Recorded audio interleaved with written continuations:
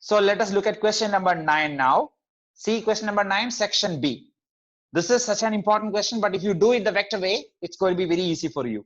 A charge Q is moving along x-axis. A charge Q is moving along x-axis with a velocity v subjected to a uniform magnetic field B acting along z-axis as it crosses the origin. Read it again. I'm going to put the values here. Right. See this, I have what? A charge Q. There is a charge Q and it is moving along which axis? They say that the charge is moving along x-axis. So I can write the velocity here. Velocity is written as v into I cap. Why do I write I cap here? Because they have given that it is moving along x-axis. X-axis is usually represented by what? X-axis represented by I cap. So velocity is I cap. This velocity and this velocity are different. This is vector velocity. This is magnitude. You can't get them cut. Okay. So velocity is vi cap. What else is there in the question? It is subjected to a uniform magnetic field B acting along z-axis. So uniform magnetic field B acting along z-axis. Z-axis unit vector is what? We have learned that it is k cap, right? Z-axis unit vector is k cap. So two things are given. There is a charged particle moving in the positive x direction. So velocity can be put what? Vi cap. And the magnetic field is what? They say that the magnetic field is existing in the z direction. So it is bk cap. Okay. And then it crosses the origin. That's what they say. It crosses the origin. I'll draw it somewhere here. It crosses the origin. All right. It crosses the origin. Okay. So let us come to that. It crosses the origin. What are we supposed to do here? What is the question? Trace its trajectory. Yes. Trace its trajectory. I'll tell you. So if you are asked to trace the trajectory, the first thing to do is to find the Lorentz force here. To find the Lorentz force here. See this? I need to find the Lorentz force. Lorentz force. What is the equation for Lorentz force you wrote? Lorentz force, the F is equal to whenever a charged particle Q enters a magnetic field B with a velocity V, it has a Lorentz force given by F is equal to Q into V cross B. Q into V cross B. Okay. Q into V cross B. F is equal to Q into V cross B. Lorentz force. So I'm putting the values here. That is Q into, what is V here? It is V I cap cross, what is B here? B K cap. Okay. So I can multiply here. This is Q V B into Q is taken, V is taken outside, B is taken outside. What I have is I cap cross K cap. I cap cross K cap.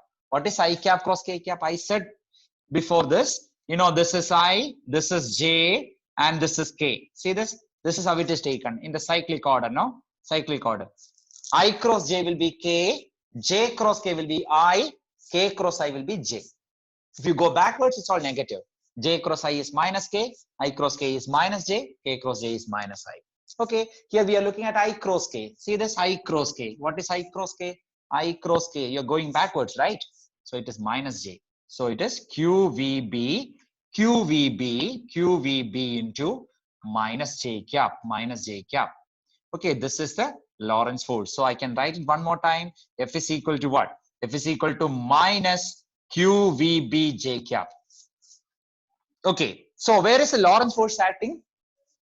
Lorentz force is acting in the negative J direction, I said.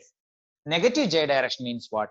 Positive J direction is positive Y axis. Negative J direction means negative Y axis. So that means the Lorentz force is acting in which direction? Lorentz force is acting in negative Y direction. So I'm drawing the particle. Look at this. The particle is entering the origin. See this? It is going to the right now. Okay. So right here you have a magnetic field. There exists a magnetic field here. Okay. And what did I say? The moment it enters the magnetic field, it is acted upon by Lorentz force. What is Lorentz force? Lorentz force is in minus Y direction. So that means Lorentz force is in the downward direction.